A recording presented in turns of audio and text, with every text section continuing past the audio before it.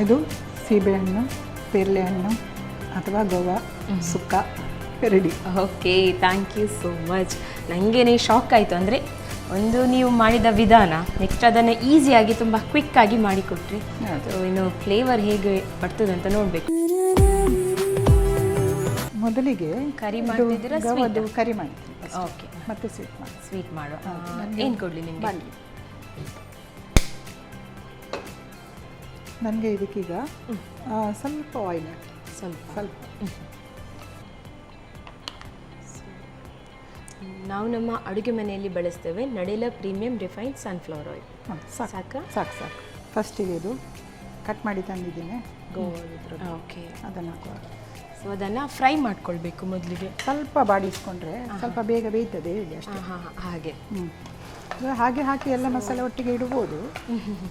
ಹಣ್ಣಾದದ್ದೇ ತಗೊಳ್ಬೇಕಾ ಇಲ್ಲಾದ್ರೆ ಇಲ್ಲ, ಯಾವುದು ಸಹ ಆಗ್ತದೆ.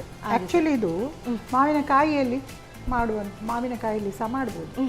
ಇದು ನಾನೀಗ ಇದರಲ್ಲಿ ಮಾಡಿ, ಇದರಲ್ಲಿ ನೀವು ಟ್ರೈ ಮಾಡಿದ್ದು? ಹಾಂ, ಅದು ಒಳ್ಳೇದು ಬಂತು ಟೇಸ್ಟ್. ಹೌದೌದು. ನನ್ನದು ತಂಗಿ ಒಬ್ಬರಿದ್ದಾರೆ ಬದಿಯಡ್ಕ, ಅವರ ಸಿಸ್ಟರ್ ಇದರದ್ದು ಇದು ಮಾವಿನಕಾಯಿದು ಮಾಡಿದ್ರು. ಓಕೆ, ಅದಕ್ಕೆ ನಾನು ಇದನ್ನು ಮಾಡಿ ಇದ್ರಲ್ಲಿ ನೋಡಿದೆ. ಇದು ಯಾವ ಸೀಸನ್ನಲ್ಲಿ ಸಹ ಸಿಗ್ತದೆ, ಸಿಗುತ್ತೆ. ಹೌದು. ಸೊ ಮನೆಯಲ್ಲಿ ಕೂಡ ಆಗುತ್ತೆ, ಎಲ್ಲರ ಮನೆಯಲ್ಲಿ ಕೂಡ. ಹಾಂ, ಎಲ್ಲರ ಮನೆಯಲ್ಲಿ ಅಲ್ಲ, ಅಂದರೆ ಯಾರ ಮನೆಯಲ್ಲಿ ಗಿಡ ಇರುತ್ತೆ ಅವರ ಮನೆಯಲ್ಲೇ ಆಗುತ್ತೆ ಆ ಥರ. ಹಾಗೆ. ಸೊ ನಾನು ಆ್ಯಕ್ಚುಲಿ ಇದಾಗುವಾಗ ಇದು ನಾನು ಇದಕ್ಕೆ ಲಾಸ್ಟಿಗೆ ನಾವು ಸ್ವಲ್ಪ ಇದಾಕ್ಲಿಕ್ಕೆ ಉಂಟು, ಕುಚಲಕ್ಕಿ. ಓಕೆ, ಅದನ್ನು ನಾವು ಫ್ರೈ ಮಾಡಬೇಕು. ಕುಚಲಕ್ಕಿಯನ್ನು ಫ್ರೈ ಮಾಡಿದ್ದನ್ನು ಪೌಡರ್ ಮಾಡಿ ಲಾಸ್ಟಿಗೆ ಇದಕ್ಕೆ ಆ್ಯಡ್ ಮಾಡಲಿಕ್ಕೆ ನಾನು ಫ್ರೈ ಮಾಡಿ ತಂದಿದ್ದೇನೆ. ಓಕೆ, ಇದನ್ನು ನನಗೆ ಪೌಡರ್ ಮಾಡಿ ಕೊಟ್ಟರೆ. Okay, yes ma'am.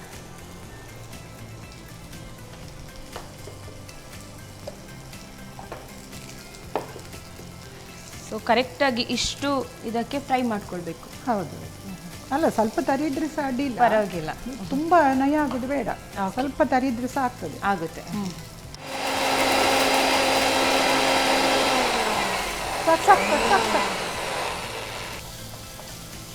ನೋಡಿ, ಸಾಕಲ್ಲ ಇಷ್ಟು? ಸಾಕು. ಬೇಕಾ ಇನ್ನೊಂದ್ಸಲ? ಬೇಡ.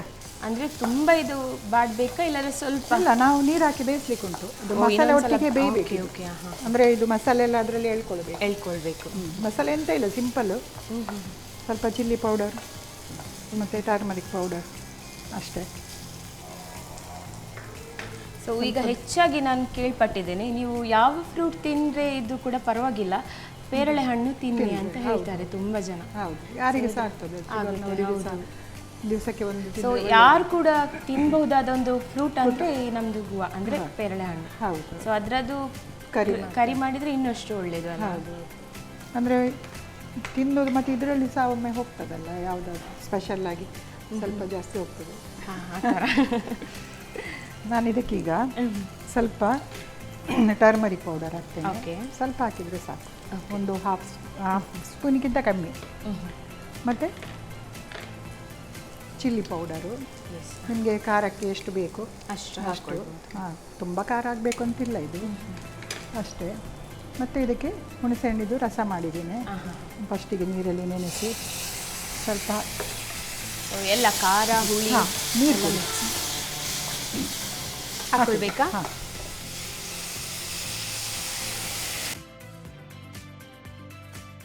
ಈಗ ಉಪ್ಪು ಹಾಕ್ಕೊಳ್ಳು ಅದಕ್ಕೆ. ಇದು ಈಗ ಇದರಲ್ಲಿ ಎಲ್ಲ ಮಸಾಲೆ ಉಪ್ಪು ಮತ್ತೆ ನೋಡಿ ಸಹ ಹಾಕ್ಬೋದು. ಇದಂದರೆ ಯಾವ ಥರ ಬರುತ್ತೆ ಮೇಡಮ್? ಅಂದರೆ ಇದು ಸ್ವಲ್ಪ ಸುಕ್ಕ ಟೈಪ್ ಬರ್ತದೆ. ಸುಕ್ಕ ಟೈಪ್. ಓಕೆ, ತೆಳು ಬರೋದಿಲ್ಲ, ಬೇಕಾದರೆ ತೆಳು ಇಟ್ಕೊಳ್ಬೋದು. ಓಕೆ, ಆದರೆ ಸುಕ್ಕ ಟೈಪ್ ಮಾಡಿದರೆ ಅದು ನಿಮಗೆ ಚಪಾತಿ ಪೂರಿ ಒಟ್ಟಿಗೆ ಎಲ್ಲ ಚೆನ್ನಾಗಿರ್ತದೆ.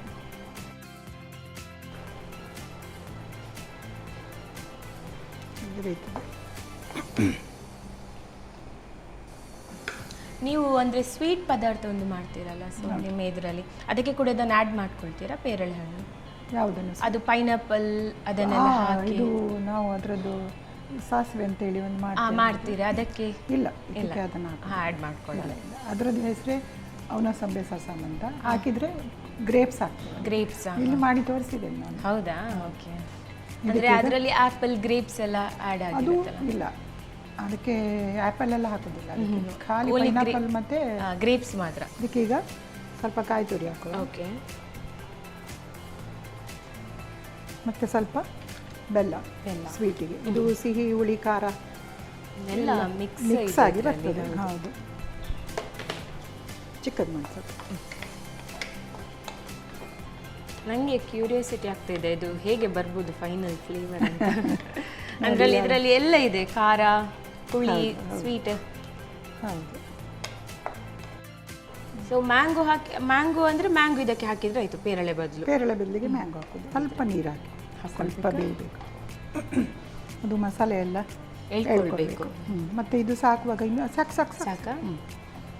ಇದು ಹಾಕುವಾಗ ಇನ್ನು ಸಹ ತಿಕ್ಕಾಗ್ತದೆ ಅದು. ಓಕೆ. ಇದು ಪೌಡರ್ ಹಾಕ್ತೇವಲ್ಲ, ಸೊ ಅದರಲ್ಲಿ ಕ್ರಿಸ್ಪಿನೆಸ್ ಕೂಡ ಸ್ವಲ್ಪ ಬರುತ್ತೆ. ಹಾಂ, ರೈಸ್ ಪೌಡರ್. ಹೌದು ಹೌದು. ಅದನ್ನು ಯಾಕೆ ಆ್ಯಡ್ ಮಾಡ್ಕೊಳ್ತೀರಿ? ಅಂದರೆ ಏನಾದರೂ ಯಾವುದನ್ನು?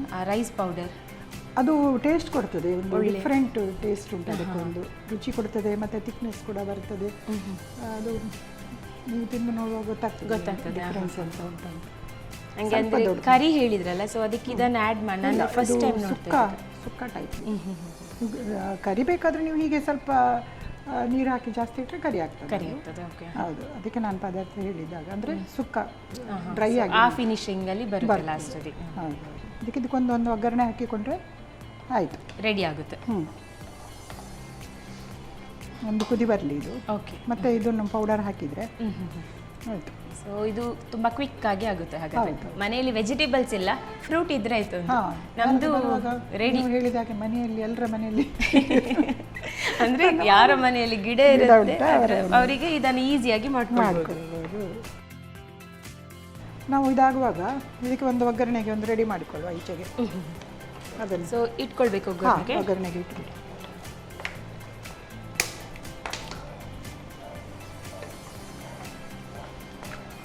ಎಣ್ಣೆ ಹಾಕ್ಕೊಳ್ಬೇಕು ಅದಕ್ಕೆ. ಹೌದು, ಆಯಿತು. ಈಗ ಇದನ್ನು ಪೌಡರ್ ಮಾಡಿದ್ದೇವಲ್ಲ, ಕುಚಿಲಕ್ಕಿದೆ, ಇದೇ ಸ್ಪೆಷಲ್ ಇದಕ್ಕೆ. ಅದನ್ನು ಹಾಕ್ಕೊಳ್ಬೇಕು ಅದಕ್ಕೆ. ಅದನ್ನು ಹಾಕ್ಕೊಳ್ಬೇಕು.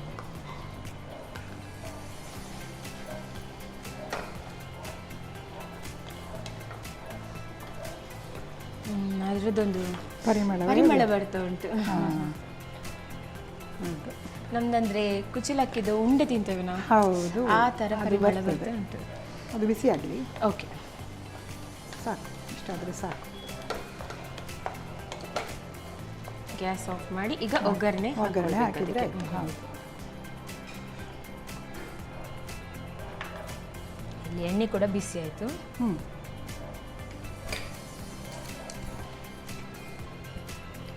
ಉದ್ದಿನಬೇಳೆ ಬೇಕಾದರೆ ಹಾಕ್ಕೊಳ್ಬೋದು. ಓಕೆ. ನನಗೆ ಇಷ್ಟ ಆಗೋದಿಲ್ಲ, ಅದಕ್ಕೆ ಹಾಕಲಿಲ್ಲ. ಬೇಕಾದವರು ಹಾಕ್ಕೊಳ್ಬೋದು. ಒಂದು ಎಣ್ಣೆದು ಒಗ್ಗರಣೆ ಇದ್ರೆ ಆಯಿತು ಅಷ್ಟೇ. ಪರಿಮಳಕ್ಕೆ ಒಂದು ಇಷ್ಟು ಎಣ್ಣೆ ಬೇಕಂತಿಲ್ಲ.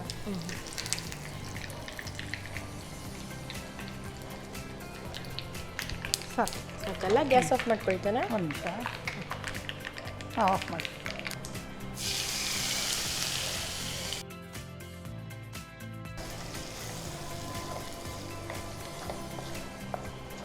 ಆಯಿತು. ಓಕೆ, ಹಾಗಾದರೆ ಇನ್ನು ಸರ್ವ್ ಮಾಡ್ಕೊಳ್ಳೋಣ.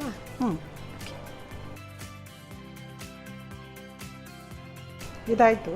ಓಕೆ, ಇದನ್ನೀಗ ಸರ್ವ್ ಮಾಡಿ.